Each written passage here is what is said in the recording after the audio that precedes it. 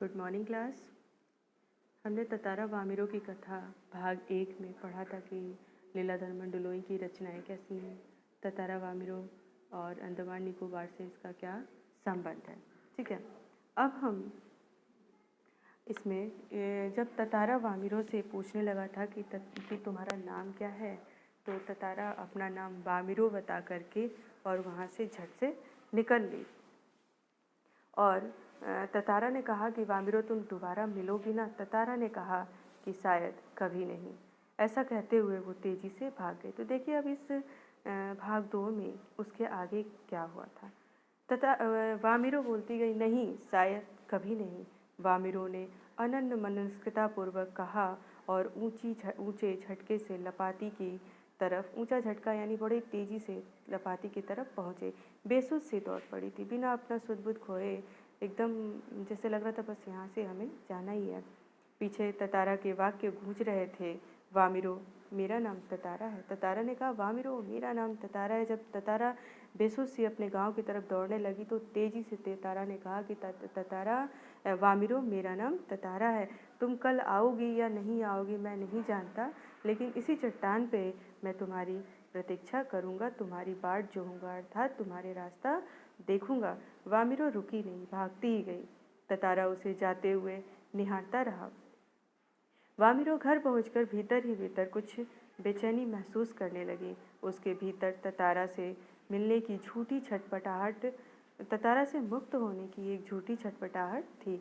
एक झल्लाहट, यानी वो झटके से झल्ला करके दरवाजे को बंद किया और मन को कहीं और किसी और दिशा में ले जाने का प्रयास किया। देखिए वामिरों चाहती नहीं थी कि उसकी यादों से पीछा छुड़ा ले, लेकिन न चाहते हुए भी वो ऐसा कर रही थी। बार बार ततारा का याचना भरा चेहरा उसकी आंखों के सामने तैर जाता था। उसने ततारा के बारे में कई कहानियाँ सुन रखी थी। उसकी कल्पना में वह एक अद्भुत अनोखी साहसी युवक था, किंतु वहीं ततारा उसके सम्मुख एक अलग रूप में आया। ततारा सुंदर, बलिष्ठ, किंतु बेहद शांत, सभ्य और भोला। उसका व्यक्तित्व कदाचित वैसा ही था जैसा वह अपने जीवन साथी के रूप में सोचती थी, किंतु एक दूसरे गांव के युवक के साथ यह संबंध परंपरा के विरुद्ध था। मैंने आपको पहले वाले भाग में बताया था कि ततारा के गांव लपाती का एक नियम था कि वो दूसरे गांव के व्यक्ति से, दूसरे गांव के युवक से वो बात भी नहीं कर सकते थे, अर्थात उनके संबंध शादी विवाह भी नहीं हो सकते थे। इसलिए वामिरों ने सोचा कि मुझे ततारा को भूल जाना ही अच्छा होगा, किंतु यह असंभव जान पड़ा। ततारा बार बार उसकी आंखों के सामने था। मतलब ततारा की तस्वीरें जो थी वो बार बार वामिरों की आंखों के सामने आ जाती थी। वो उसे भूलना चाहती थी पर भूल नहीं पाती थी। निर्विमेष याचक की तरह, यानी एक विनती करते हुए युवक की तरह वो उसकी प्रतीक्षा में डूबा हुआ किसी तरह रात बीती। दोनों के हृदय व्यथित थे, यानी दोनों एक दूसरे से मिलने के लिए अति व्याकुल थे। किसी तरह आँच रही थी। ठंडा और उबाऊ दिन गुजरने लगा। शाम की प्रतीक्षा थी ततारा के लिए, मानो पूरे जीवन में अकेली प्रतीक्षा थी। उसके गंभीर और शांत जीवन में ऐसी पहली बार हुआ था। वह अचंभित था, यानी आश्चर्यचकित था, साथ ही रोमांचित भी था। मतलब वो सोच रहा था कि मुझे ऐसा क्या हो गया है, और रोमांचित रहित भी था। दिन काफ़ी ढलने के काफ़ी बाद वह लपाती की उस समुद्री चट्टान पर पहुंच गया। वामिरों की प्रतीक्षा में एक एक पल पहाड़ की तरह भारी था। उसके भीतर एक आशंका भी दौड़ रही थी कि अगर वामिरों नहीं आई तो। उसको लग रहा था कि वामिरों, क्योंकि वामिरों ने उसे कहा तो था नहीं कि मैं आऊँगी, तो सोच रहा था कि मैं इंतज़ार तो कर रहा हूँ कि लेकिन वामिरों आएगी या नहीं आएगी, ये उसके मन में हमेशा शंका चलती रहती थी।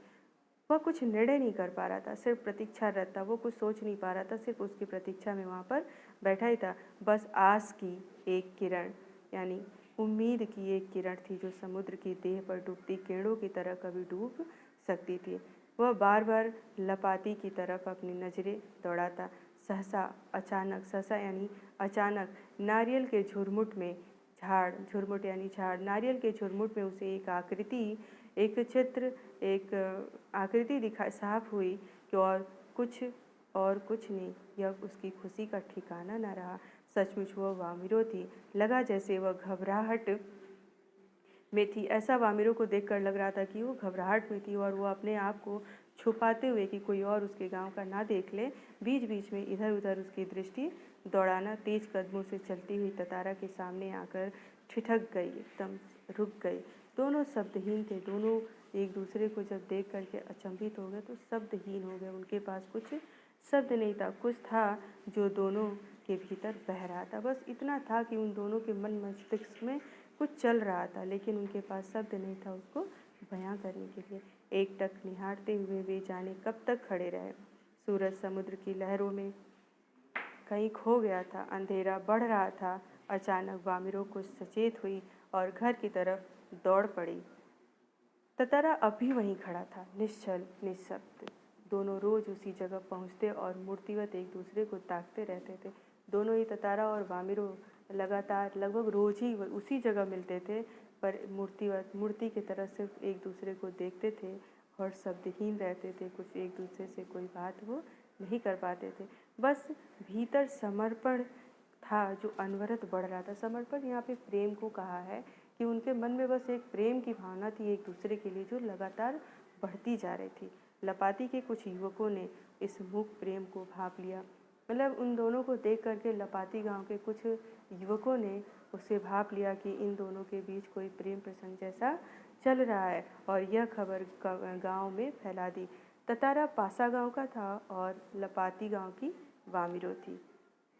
और अब अगला भाग इसका हम अगले वीडियो में आपके सामने प्रस्तुत करेंगे। तब तक के लिए धन्यवाद।